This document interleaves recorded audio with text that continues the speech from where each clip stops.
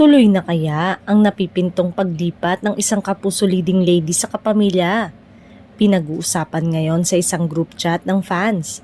Karamihan sa fans na ito ay supporters ng mga programa sa GMA7. Kaya nalulungkot umano sila kung matutuloy ang paglipat nito. Hinihintay na lang daw ang deal ng manager ng aktres at posibleng i-announce na anytime ito sa lilipatang network.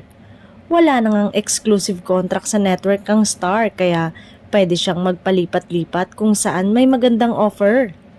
Kung nagustuhan daw nila ang inilatag ng mga programang gagawin dito sa Kapamilya Channel para sa bigating serye sa Kapamilya na Batang Quiapo. Gusto rin daw kasi nito umano na makasama ang mga bigating celebrity na hindi pa niya nakatrabaho noon gaya ni Coco Martin. Kaya maaaring isa ito sa mga dahilan kaya siya lilipat. Hiling naman na huwag dapat personally na mga ganito. Intindihin ng mga lipatan na may dahilan na sana higit sa pansarili. Samantala, hindi na bago ang regodo ng mga artista sa mga TV network, lalo na simula na magkaroon ng partnership ang ABS-CBN at GMA7.